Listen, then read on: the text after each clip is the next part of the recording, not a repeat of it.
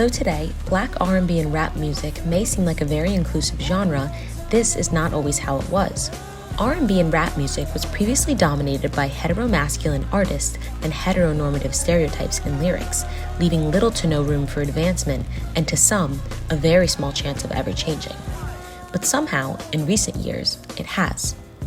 In this documentary, we will explore how different aspects of race and sexual identity confined the genre of hip-hop for black artists for so long, and how recent legendary artists were able to break these barriers down and reform the newfound genre of R&B and rap, which we all know and love today.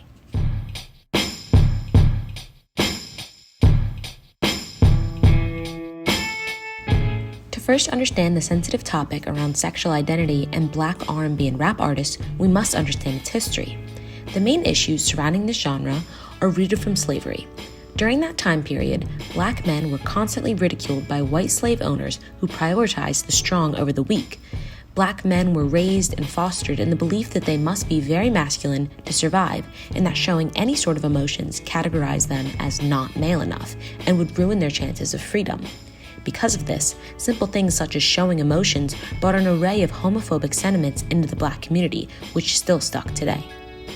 But it wasn't just slavery that brought these homophobic ideologies into the black community. It was also due to religion. The theologically driven anti-LGBTQ+ rhetoric that has been seen in white churches is also heavily present in black churches as well. And with church being a spiritual vessel of empowerment to many black individuals, the anti-gay rhetoric was further carried on, eliminating the chance for black representation in the queer community and further demolishing the chance of black queer representation in music.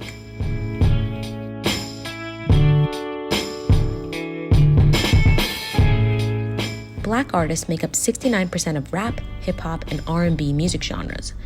Though the fun lyrics and sounds from this particular music genre are rooted in the joy and creativity of the black community, another aspect of this music genre is its hypermasculinity and, at times, homophobic underlying entities. The hypermasculine aspect of hip-hop can be seen in artists like 50 Cent in the 80s and 90s when R&B and rap music was beginning to take its stride on the music industry. 50 Cent embodied the stereotype of hip-hop masculinity with his burly and muscular body shape and his lyrics, which highlighted topics of women, violence, fame, and money. More explicitly, rap and R&B artists have used the F-slur and other derogatory terminologies toward the LGBTQ+ community in their songs and albums. An example of this can be seen in Jay-Z's song Heart of the City, Ain't No Love, when he states, "'Cause faggots hate when you get their money like athletes." Fortunately, artists like Jay-Z have since spoken out since the recent upheaval and controversy regarding their lyrics in the 21st century. Jay-Z, for instance, stated, "That word, those kinds of words, when I came up battle rapping or whatever, I never really equated those words to actually mean homosexual." But apology or not, these said lyrics and continued use of homophobic slurs in a predominantly black music genre created the issue of homophobia and non-inclusiveness in black R&B and rap culture. This air of homophobia, or rather an obsession with heteronormativity and masculinity, is the reason why the R&B and rap genres had been so stagnant in their evolution to changes in the times of societal, race, and gender issues. But in the brink of 2012, we were finally able to have artists willing to break these restrictive barriers surrounding the expectation of the genre of music. Darling, darling, darling, there's no need to worry, it's just a couple things. Tyler, the Creator, is an openly bisexual and black R&B and rap artist who was one of the first to reshape the idea of what R&B and rap truly is. To Tyler, the musical barriers of masculinity and sexual identity which surrounded the hip-hop genre never seemed to bother him. Tyler has never been one for conformity, and this has been seen in his music style as well. For real this time. In his most recent Grammy-winning album, Igor, which was released in 2019, he tells the story of a love affair with a closeted partner who is still in a relationship with a woman. Specifically, in the fifth song of the album, Running Out of Time, he sings, "So, take your mask off, I need her out the picture. Take your mask off, stop lying for these niggas. Stop lying to yourself, I know the real you. Holla when they fall, man, and lose the costume." Suggesting that the partner he is currently with is not accepting their sexuality. And on his third song of the album, I Think, he makes a direct reference to the film Call Me By Your Name, a popular movie in the LGBTQ+ community about the romantic relationship between a 17-year-old boy and a 24-year-old male graduate assistant.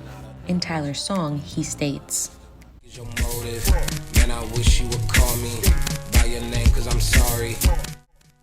Tyler's Grammy-winning album is a whole new perspective to the previously confined ideologies of the genre of music. Instead of singing about fame, women, and derogatory terms, his album expresses his inner conflicts regarding sexuality and love. Frank Ocean is another openly bisexual and popular Black R&B and rap artist. His Grammy Urban Contemporary winning album, Channel Orange, similar to Tyler the Creator's, was a contributing musical factor to breaking the barriers of hypermasculinity and heteronormativity that surrounded the hip-hop genre.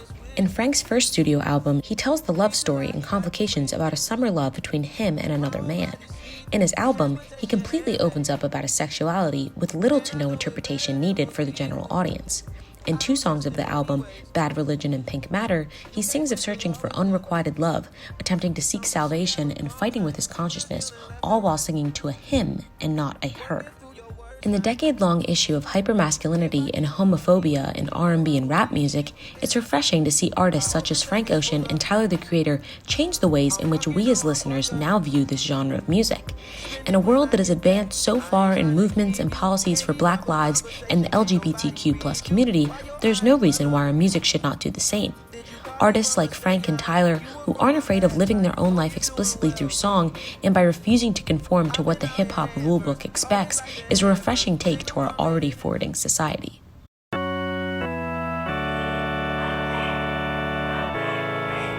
And now the big question. So what? Why should us hip-hop lovers and fans care so much about the past and current advancements in music?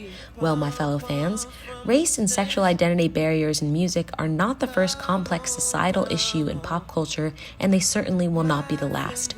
We as hip-hop artist fans need to better learn and educate ourselves on the racist and homophobic biases and stereotypes that created the conformative Black R&B and rap system, and understand how musical artists have the power to lead the change in issues like this, and can maybe even guide a leading step into other instances that are already occurring. So hey, maybe the next time you pop in your headphones and listen to your favorite R&B and rap song, remember the history of it all, and recognize all of the factors that can impact music and society in itself. Running on my mind.